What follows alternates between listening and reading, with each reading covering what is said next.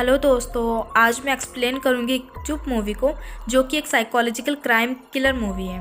Movie की starting में नितिन श्रीवास्तव नाम के एक आदमी का मर्डर हो जाता है।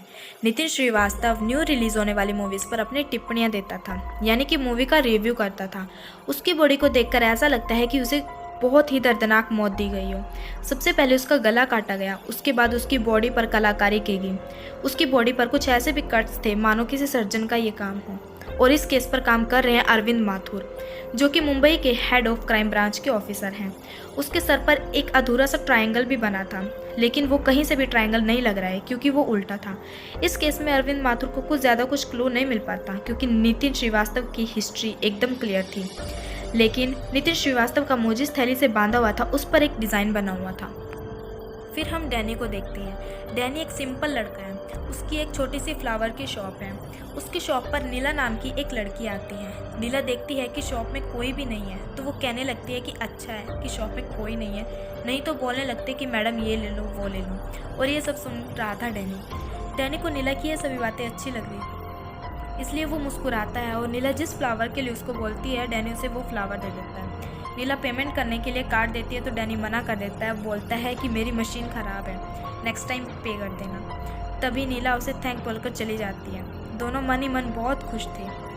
यहाँ पर हम देखते हैं कि डैनी खुद से बात कर रहा था। उसे खुद से बात करने की आदत थी। इधर क्राइम ब्रांच में अरविंद को ये पता चलता है कि जिस थैली से नितिन का मुंह बांधा गया था, उसमें बना डिज़ाइन किसी को भी पहचान में नहीं आया है। यहाँ तक कि जिसने उसे बनाया है वह भी उसे याद नहीं है। उन्हें ये भी पता चलता है कि जब मिसेस श्रीवास्तव ने डोरबेल बजाई तब वो बजी थी, लेकिन जब वो घर के अंदर आई तब घर के अंदर अंधेरा था। उस टाइम किसी ने बिजली को कट कर दिया था, यानी मर्डर करने वाला उस टाइम घर के अंदर ही था। आगे हम नीला को देखते हैं। नीला एक क्रिटिक्स कंपनी में काम करती है, लेकिन वो रिव्यू नहीं लिखती बल्कि आर्टिकल लिखती है। उसे नितिन श्रीवास्तव के बारे में भी पता था क्योंकि वो उसे कॉलेज टाइम से फॉलो कर रही थी और वो उसके रिव्यूज़ भी देखती है। बट वो कहती है कि उन दोनों के ओपिनियन बिल्कुल डिफरेंट है, क्योंकि नितिन जिस मूवी को 2 या 3 स्टार देते थे वो मूवी नीला को बहुत पसंद आती थी। बट क्वेश्चन यहाँ पर यह उठता है कि किलर ने मूवी क्रिटिक्स को ही क्यों मारा। नितिन श्रीवास्तव ने आखिरी मूवी का रिव्यू किया था पानी पानी रे। अरविंद माथुर सबसे पहले उस मूवी के डायरेक्टर और हीरो से मिलता है, लेकिन वहाँ भी उसे कुछ खास नहीं मिलता। वे आसपास के फ्लावर्स की शॉप में चेक करते हैं, क्योंकि जिस पॉलीथीन से नितिन का मुंह बांधा गया था उस पॉलीथीन का यूज़ फ्लावर की शॉप में किया जाता है। वो लोग सर्च करते करते डैनी की शॉप में भी पहुंच जाते हैं। वहाँ पर देखते हैं कि कोई भी फ्लावर पॉलीथीन में पैक ही नहीं है, यानी कि वो पॉलीथीन का यूज़ ही नहीं करता। अरविंद माथुर को ये तो समझ आ जाता है कि किलर नितिन के सर पर स्टार बना रहा था, लेकिन बेल बजने की वजह से वो अधूरा रह गया। तभी नीला वहाँ आ जाती है। वो उसे पेमेंट लेने के लिए कहती है। डैनी उसे मना कर देता है। वो कहती है कि अगर इसी तरह आप मुझे फ्री में फ्लावर्स देते रहे तो आपकी शॉप बंद हो जाएगी। इस पर डैनी कहता है कि जब तक फूल खिलेंगे तब तक मेरी शॉप खुलेगी। फिर नीला अपने आप से बात कर रही थी। डैनी को ये अच्छा लग रहा था। फिर हम देखते हैं कि नीला फ़ोन पर बात कर रही है, वो भी किसी लड़के से, यानी कि नीला उसे इतना सीरियस नहीं ले रही है जितना डैनी उसे सीरियस ले रहा है। और इस बात पर डैनी को गुस्सा आ जाता है और वो पेमेंट के लिए बोलता है और वो उससे पेमेंट ले लेता है डबल। आगे एक और क्रिटिक्स का मर्डर हो जाता है और इस बार ये मर्डर क्रिकेट ग्राउंड में किया जाता है, क्योंकि जिस मूवी का रिव्यू उसने किया था उसका नाम था थर्ड एम्पायर। उसकी बॉडी के सारे पार्ट्स इधर उधर फेंक दिए गए थे। उसके सिर पर बना था 1.5 स्टार, क्योंकि उसने इस मूवी को 1.5 स्टार दिया था। उसका रिव्यू पढ़ने से ये पता चलता है कि उसने अपने रिव्यू में ये लिखा था कि मूवी का हार्ट तो एक जगह पर है, बट उसके बाकी सभी ऑर्गन्स इधर उधर फैले हुए हैं, यानी कि उसको उसी के शब्दों के हिसाब से मारा गया।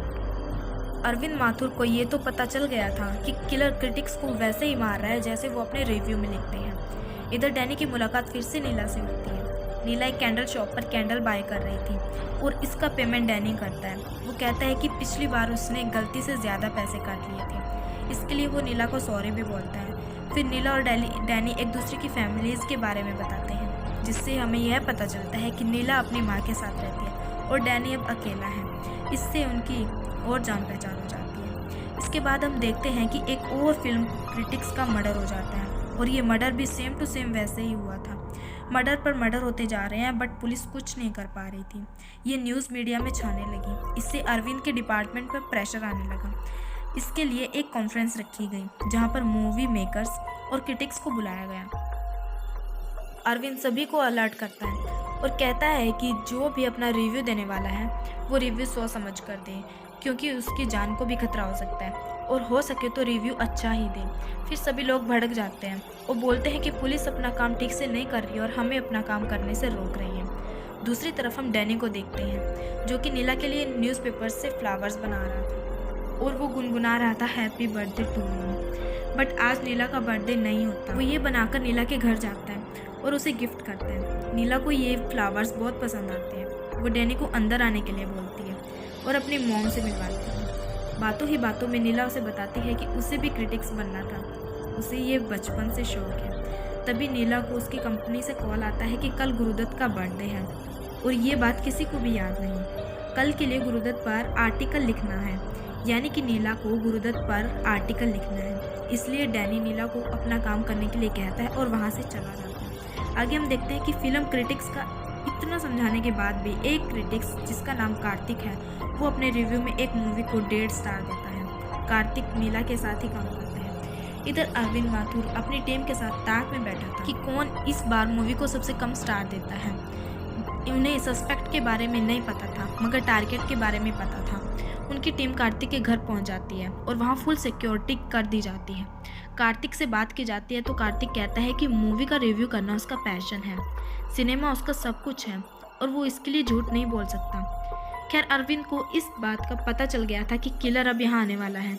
अरविंद अपनी टीम को बिल्डिंग के चारों तरफ तैनात कर देता है और कहता है कि कातिल को पता नहीं चलना चाहिए कि हम यहाँ पर हैं। तभी कार्तिक के घर एक आदमी फ्लावर्स लेकर आता है, उसे बाहर ही रोक लिया जाता है। दूसरी तरफ कार्तिक के घर एक छोटा सा बच्चा भी फ्लावर्स देने आता है और ये सब किलर की चाल थी, पुलिस को भटकाने के लिए।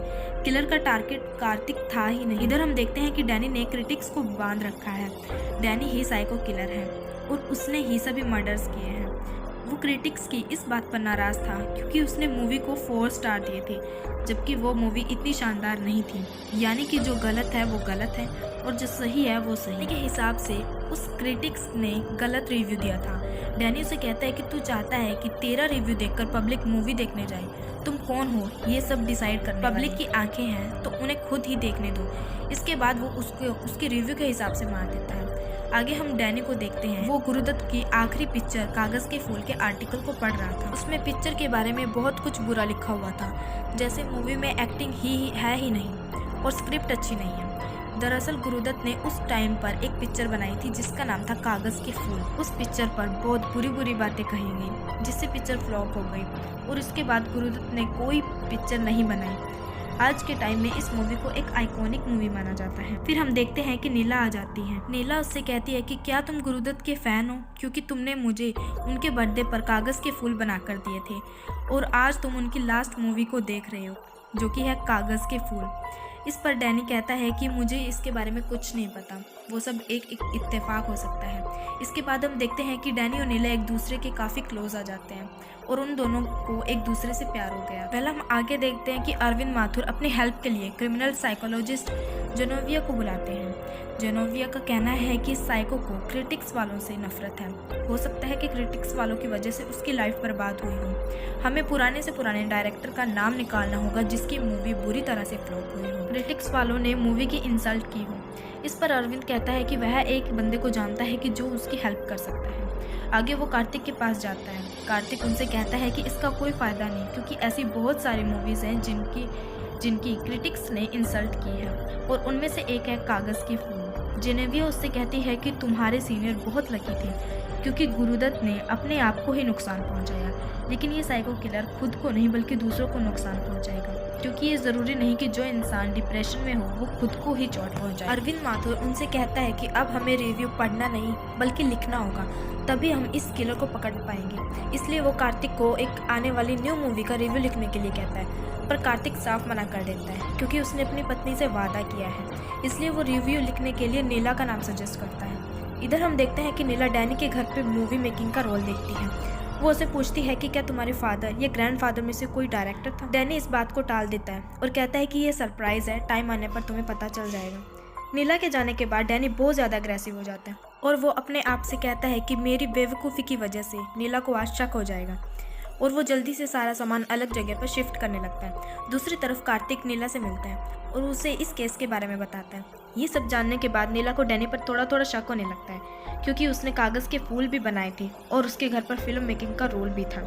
वो ये सब सोच रही थी कि उसके घर पर एक गिफ्ट आता है और वो गिफ्ट डैनी की तरफ से होता है। उसमें फिल्म मेकिंग का रोल होता है। नीला उसे खोलती है तो उसमें तरह तरह के फूल लगे होते हैं। उसमें एक लेटर भी लिखा हुआ होता है जिसमें ये लिखा होता है कि उसे गिफ्ट करने के लिए ही वो ऐसा ही कंटेनर ढूंढ रहा था। नीला को बुरा लगता है कि वो डैनी के बारे में ऐसा सोच रही है। माथुर के कहने पर नीला रिव्यू लिखने के लिए तैयार हो जाती है। वो सभी मिलकर new release movie ding dong देखने जाते हैं। सभी को मूवी बहुत पसंद आती है। अरविंद नीला को इस मूवी के लिए 1 स्टार देने को कहता है। नीला का ये पहला रिव्यू था और वो अपना पहला रिव्यू इस तरह से नहीं लिखना चाहती थी, पर वो पुलिस की भी मदद करना चाहती थी। आगे हम देखते हैं कि सेफ्टी के लिए नीला की मॉम को कहीं और भेज दिया जाता है और नीला की बिल्डिंग के चारों तरफ सिक्योरिटी लगा दी जाती है। इसी बीच डैनी उसे कई बार कॉल करता है, बट नीला बिजी होने की वजह से कॉल पिक नहीं कर पाती। अब नीला ने रिव्यू रेडी कर लिया होता है और उसे अपलोड कर देते हैं। तभी और भी क्रिटिक्स अपना अपना रिव्यूज़ अपलोड कर देते हैं। डैनी सबका रिव्यूज़ पढ़ रहा होता है कि उसी बीच उसे नीला का रिव्यू भी मिलता है। उसमें 1 स्टार दे रखा होता है। उसने डिंग डोंग मूवी के बारे में लिख रखा था कि टोटली वेस्ट ऑफ टाइम, ये मूवी टॉर्चर के अलावा कुछ नहीं करेगी।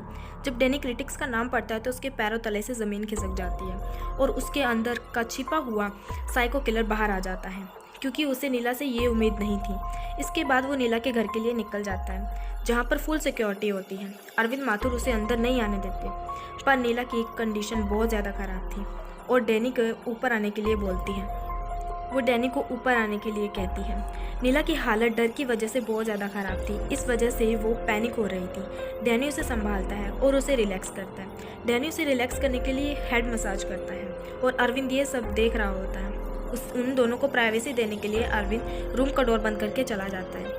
इधर हम देखते हैं कि डैनी प्लास्टिक से नीला का मुंह बांध देता है और उसके हाथ पैर बांधकर उसे खिड़की से दूसरी बिल्डिंग के यार्ड में फेंक देता है। इसके बाद डैनी जाने लगता है। अरविंद माथुर उसे जाने को कहता है क्योंकि नीला सो चुकी थी, पर डैनी यहाँ से नहीं जाने का नाटक करता है, पर अरविंद ज़बरदस्ती उसको बाहर निकाल देता है। यही डैनी चाहता था।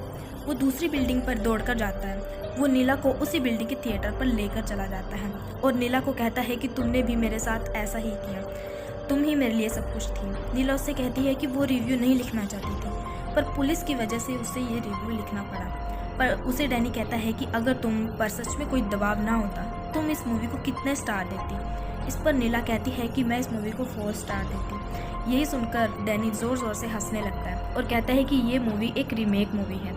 उस डायरेक्टर से इस मूवी को बनाने के लिए परमिशन नहीं ली गई। दूसरे की मेहनत को चोरी करके अगर वाहवाही लूटी जाए तो ये भी तो गलत है। अगर तुम एक लाइन में लिखती very wrong 1 star for remake, तो मैं तुम्हारे पैर छूता। अब नीला ने डैनी के हिसाब से गलत किया था और उसे उसकी सज़ा मिलनी चाहिए। इसके बाद डैनी नीला को एक बड़े से लाइट के नीचे बैठा देता है उसके हज़ारों टुकड़े करने के लिए, जैसे ही उसने अपने रिव्यू में लिखा था। इधर अरविंद माथुर नीला को देखने रूम में जाता है, बट वो उसे कहीं नहीं दिखती। आसपास की खिड़कियों को खोलकर देखता है, पर उसे कुछ नहीं मिलता। अरविंद सब कुछ रिवाइंड करता है। तब उसे याद आता है कि डैनी जब नीला के सर की मसाज कर रहा था, तब उसने उसके सर पर स्टार बनाया था। अरविंद को समझ आ जाता है कि वो साइको किलर डैनी ही है। उसे समझ आ जाता है कि उसने नीला को खिड़की की दूसरी तरफ फेंक दिया है। वहाँ जाकर नीला को ढूंढता है। डैनी नीला को मारने वाला है और नीला उसे कहती है कि उसने खुद की मूवी को भी 1 स्टार दिया, क्योंकि क्रिटिक्स वालों की बात तभी चुप सकती है जब स्टार खुद को 1 स्टार के लायक समझे। तुमने भी अपनी मूवी को 1 स्टार ही दिया, इसलिए पहले तुम खुद को मारो। आवाज़ सुनकर अरविंद भी वहाँ पर पहुँच जाता है और वो नीला की जान बचाकर डैनी को शूट कर देता है। अब हमें डैनी की स्टोरी बताई जाती है। डैनी के फादर एक फिल्म मेकर थे। उन्होंने एक मूवी बनाई थी, लेकिन वो मूवी फ्लॉप हो गई। इसी डिप्रेशन की वजह से उसके फादर उसकी मदर को मारा करते थे। डैनी ये सब देखता था और इन सब का डैनी के ऊपर बहुत बुरा असर पड़ा। उसको रूम में बंद कर दिया जाता था। तब डैनी खिड़की से गुरुदत्त की मूवी देखा करता था। इसी वायलेंस के साथ ही वो बड़ा हो गया। इसी दर्द ने उसे आर्टिस्ट बना दिया। उसने एक न्यू स्क्रिप्ट लिखी चुप मूवी पर। क्रिटिक्स ने उसकी दर्द भरी स्टोरी को 1 स्टार दिया। उसकी मूवी को सब देख रहे होते हैं, सभी को ये मूवी बहुत पसंद आती है, लेकिन क्रिटिक्स ने इस मूवी को चलने नहीं दिया। आगे हम डैनी को एक जेल में देखते हैं। वो वहाँ अखबार के टुकड़े पर कुछ पढ़ रहा होता है। दुखेतु वर्मा क्रिटिक्स डाई ऑफ कोविड-19। इसे पढ़कर वो बहुत ज़ोर से हंसता है और मूवी का एंड हो जाता है। अगर आप कंफ्यूज हैं कि डैनी उसको भी मारता है जो मूवी को ज़्यादा स्टार देता है और उसको भी मारता है जो मूवी को कम स्टार देता है, तो डैनी सिर्फ उसको मारता है जो मूवी का गलत रिव्यू करता है। इस मूवी का यहीं पे एंड हो जाता है। अगर आपको ये वीडियो अच्छी लगी तो प्लीज़ वीडियो को लाइक कीजिए, शेयर कीजिए, कमेंट कीजिए और चैनल को सब्सक्राइब कीजिए। Thank you.